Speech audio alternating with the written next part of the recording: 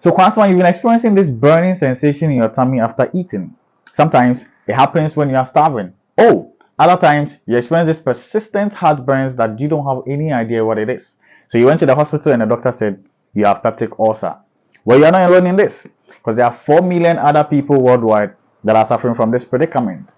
In fact, it is estimated that it has a lifetime expectancy of 5 to 10% in the general population worldwide. So, what is peptic ulcer? What can cause ulcer? How do we manage it? What are the symptoms and the complications of ulcer? This and many more you'll find in this video. Don't go anywhere. Stay tuned. I'll be back before you realize.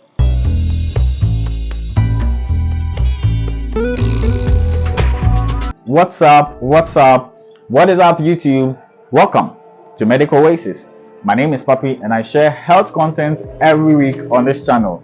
If you find my videos interesting, then please do subscribe and be part of this family. In today's video, we are going to discuss peptic ulcers. At the end of the video, you're going to have an overview of peptic ulcers, the causes of ulcers, the treatment options, how it is being diagnosed, the non-pharmacological treatment, and the complications of ulcers. So, let's get right into the video. What is peptic ulcer? Peptic ulcers are open wounds that develop in the inner lining of your stomach and the upper portion of your small intestine. If the ulcer happens at the stomach, it is known as gastric ulcer. If it occurs at the small intestine, it is known as duodenal ulcer. Duodenal ulcers are the most common form of peptic ulcers. The difference between the duodenal ulcer and the gastric ulcer is gastric ulcer usually gives you pain after eating, while duodenal ulcer will release you from your pain after eating. Your stomach has a protective inner layer known as the gastric mucosa. It comprises of mucus and bicarbonate that helps neutralize the high acid levels that breaks down food molecules in your stomach.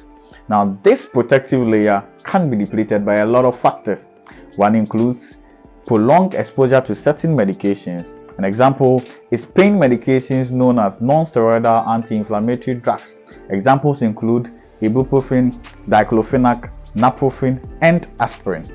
You can also have bacterial infections that can cause irritations in the stomach and create ulcerations. And this common bacteria known as the H. pylori or the Helicobacter pylori is a factor. Another factor is hyperacidity, that is high acid secretions in your stomach. There are a lot of factors that causes acid levels to build up in your tummy and causes bruises over time. And these factors include excessive stress, alcohol intake, caffeine, smoking, spicy foods, and prolonged starvation. So peptic ulcer is characterized by the feeling of stomach pain, which is usually burning in nature. You may experience this after eating or when you are starving. You may also experience nausea and vomiting. Your vomitus may contain bright red blood or a coffee ground colored vomitus. This usually indicates bleeding from your upper gastrointestinal tract. You may also experience heartburns and also passing of dark tarry stools, which is also known as melena stools. So how do you know you have peptic ulcer? Your doctor may request for an investigation known as upper GI endoscopy, where a camera is passed through your esophagus to your stomach, then to your small intestines to visualize the ulcerations and the extent of the ulcerations. During the upper GI endoscopy, they may also do a rapid urease test that can fish out the H. pylori bacteria.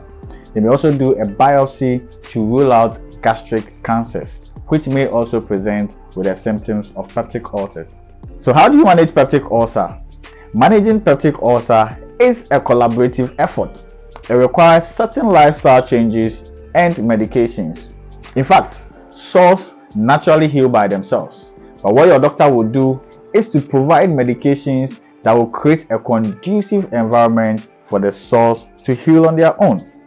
These medications include proton pump inhibitors that usually suppresses the acid secretions, and also some antacids that neutralizes the acid.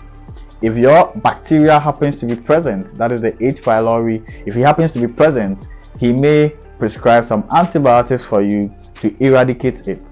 Now, I mentioned that it requires a collective effort. So, you may want to change certain lifestyles that increases your acid levels in your tummy that causes irritations and worsens your symptoms. These include the risk factors that I mentioned earlier on, that is stress, alcohol intake, smoking, caffeine intake, spicy foods, acidic foods, and prolonged starvation. Peptic ulcers that are unattended to may result in bleeding into the gastrointestinal tract.